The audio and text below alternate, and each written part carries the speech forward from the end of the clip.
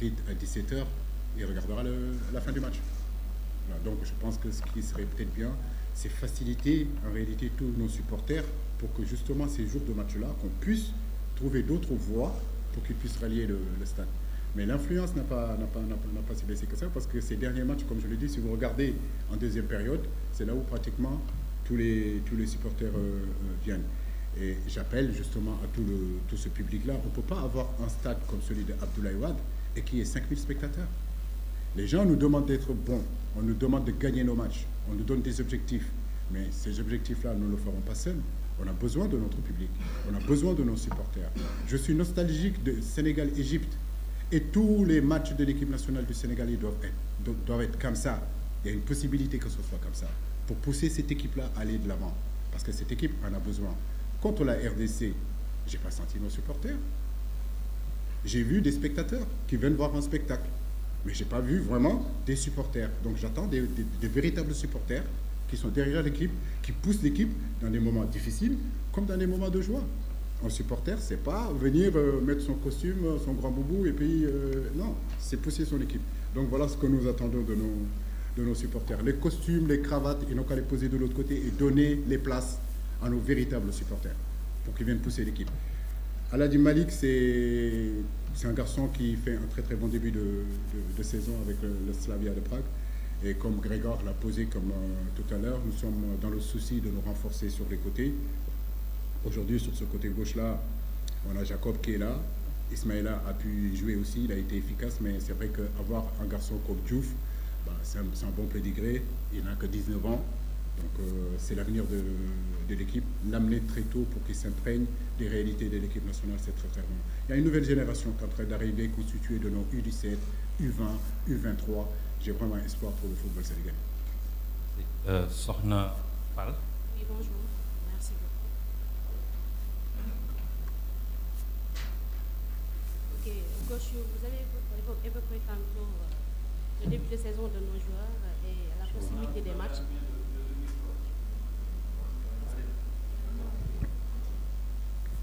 Et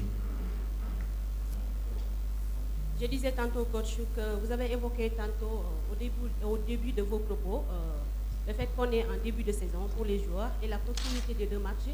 Est-ce que vous craignez quand même la fatigue avec le rapprochement de ces deux matchs? Et l'autre question, coach, excusez-moi, mais on veut savoir, qu'en est-il de vos arriérés de salaire?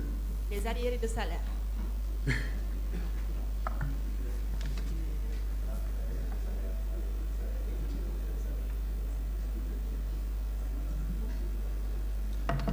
Les arrières de salaire. Déjà à la Coupe du Monde, à la Coupe d'Afrique, on m'avait traité de journaliste qui avait faim. Oui, les arrières de salaire. Mais bon, pour l'instant, je crois que ce qui est important, c'est vraiment se concentrer sur ces deux matchs-là. Parce que le Sénégal a besoin de victoires. La CAN 2025, on a envie d'y aller. On en parlera ultérieurement et à l'intérieur. Parce qu'il y a des discours extérieurs. Moi, c'est comme ça que je fonctionne. Et il y a des discours à l'intérieur. Maintenant, les discours de l'intérieur finissent par être dans la voie publique. Mais pour les arrêts de salaire, comme je l'ai dit, laissons ça, nous le gérerons en temps et en heure, et avec les gens qui sont concernés. L'autre question, je crois que c'est sur les temps de jeu et puis la difficulté de ces matchs, la fatigue. Non, c'est surtout pas, c'est pas la fatigue, mais plutôt ce manque de compétitivité. Comme vous le voyez, il n'y a pas assez de journées. Il n'y a eu que 2 journées.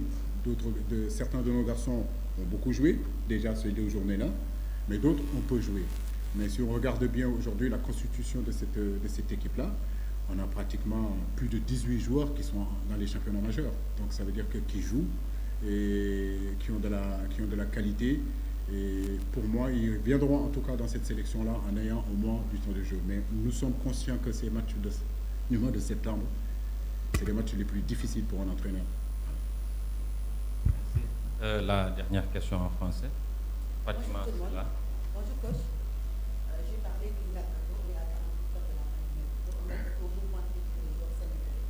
Quelle appréciation faites-vous de ce mercato mouvement? Est-ce que vous avez à discuter sur le choix avec certains joueurs? Merci. Il y a certains garçons qui m'appellent pour me ils sont assez aujourd'hui entourés par leurs conseillers, par leurs agents. Mais s'il y a un garçon qui me demande mon avis, je lui donne humblement mon avis. Mais c'est vrai que c'est des périodes très compliquées pour eux et pour moi, parce que jusqu'à présent, il nous reste encore des joueurs qui n'ont pas trouvé de destination. Ce que nous prions pour eux, pour que rapidement, d'ici ce soir déjà ou demain, que les choses puissent se régler, parce qu'au-delà du mercato, après, nous sommes conscients que c'est très compliqué de trouver quelque chose. Donc j'espère que ça ne touchera pas nos joueurs et qu'avec les agents qui les entourent, ils arriveront à trouver un bon point de chute pour trouver de la compétitivité et revenir avec la sélection. Merci beaucoup, coach. Sans transition, nous allons enchaîner en Wolof. J'espère qu'il n'y a plus de questions en français. Merci beaucoup. Alors, vous avez une question en français? Allez-y, une seule, hein? Plus donner le micro.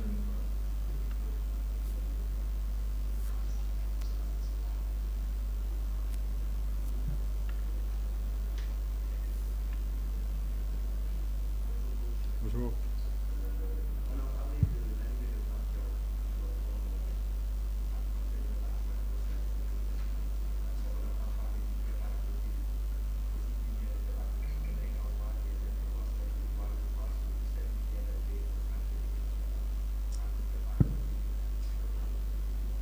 C'est une très bonne question, je crois que je l'ai oublié. Hissène, je le connais depuis plus de 10 ans, en fait. Donc, c'est pas quelqu'un qui